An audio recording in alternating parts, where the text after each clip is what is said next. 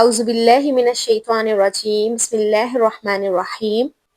اذا السماء انشقت جب آسمان پھٹ جائے گا وَأَذِنَتْ لِرَبِّهَا وَحُقَّتْ اور وہ کان لگائے گا اپنے رب کے حکم پر اور یہی اس کا حق ہے وَإِذَا الْأَرْضُ مُدَّتْ اور جب زمین پھیلا دی جائے گی وَأَلْقَتْ مَا فِيهَا وَتَخَلَّتْ اور باہر پھینک دے گی جو کچھ اس میں ہے اور وہ خالی ہو جائے گی وَأَذِنَتْ لِرَبِّهَا وَحُقَّتْ اور وہ کان لگائے گی اپنے رب کے حکم پر اور اس کا حق بھی یہی ہے یا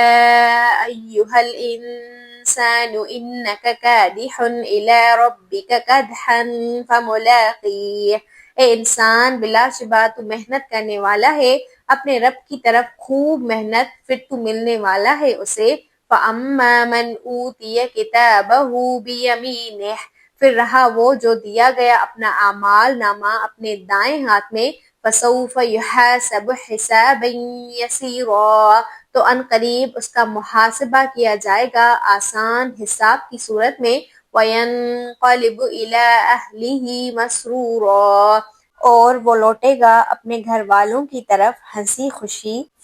جس طرح دنیا میں ہر چیز متضاد ہے نا اسی طرح ہمارا دایاں ہاتھ اور ہمارا بایاں ہاتھ جس طرح روشنی اور اندھیرا جس طرح اوپر اور نیچے جیسے عزت اور ذلت بالکل اسی طرح اللہ تعالیٰ نے ہمارے لیے نیکی اور بدی لکھی ہے جس سے روشنی اور اندھیرا برابر نہیں ہو سکتے اسی طرح نیکی کرنے والے اور بدی کرنے والے برابر نہیں ہو سکتے آپ زمین آسمان اور اس کے بیچ میں جو کچھ ہے ان تمام چیزوں پر اگر غور کریں تو یہ تمام چیزیں وہ کرتی ہیں جو ان کے کرنے کا حق ہے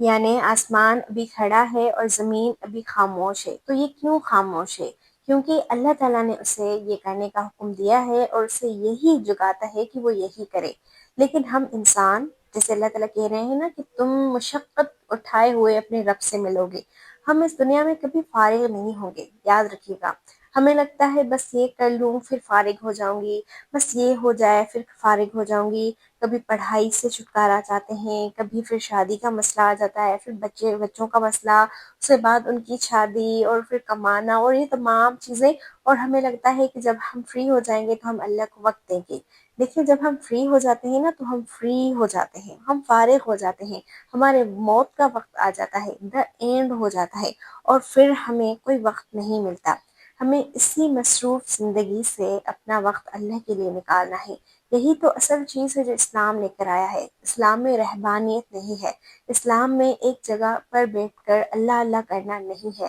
اسلام ہمیں اس بات کی اجازت نہیں دیتا آپ صلی اللہ علیہ وآلہ وسلم نے ہمیں دنیا سے کٹ کر جینا نہیں سکھایا بلکہ انہوں نے دوستی بھی کی انہوں نے شادیاں بھی کی انہوں نے رشتے بھی نبھائے اور انہوں نے بہت کچھ کیا اسلام کی دعوت بھی دی بادشاہوں سے بھی ملے اور یوں جنگیں بھی کی روزے بھی رکھے نمازیں بھی پڑھی آرام بھی کیا راتیں بھی نیندیں بھی قربان کی اللہ تعالیٰ کے لیے یعنی ہر چیز کو بیلنس رکھا یہی بیلنس اگر ہم اپنی زندگیوں میں لائیں گے اللہ کو بھی وقت دیں گے اس دنیا کی ضروریات کو بھی پورا کریں گے تو یہ تمام چیزیں ہمارے لیے عبادت ہو جائیں گی پھر ہمارا اعمال نامہ ہمیں ہمارے دائیں ہاتھ میں دیا جائے گا اور ہم سے آسان حساب لیا جائے گا جانتے ہیں آسان حساب کیا ہوتا ہے آسان حساب ہوتا ہے کہ آپ کو آپ کا اعمال نامہ دیا جائے اور اس پر نگاہ پڑنے سے پہلے ہی آپ کو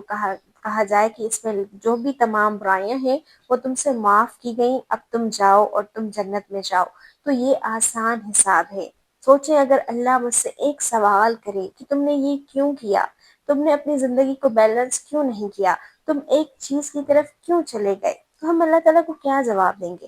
یہی وہ وقت ہے کہ سوچنے کا وقت ہے اس کے بعد ہمیں کوئی وقت نہیں ملے گا بہتر وقت کا انتظار نہ کریں کیونکہ اسی وقت میں ہی ہم نے آسانیاں ڈھونڈنی ہے اسی وقت میں سے ہی وقت نکال کر ہمیں اپنے رب کے پاس جانا ہے ورنہ ایک دن تو جانا ہی جانا ہے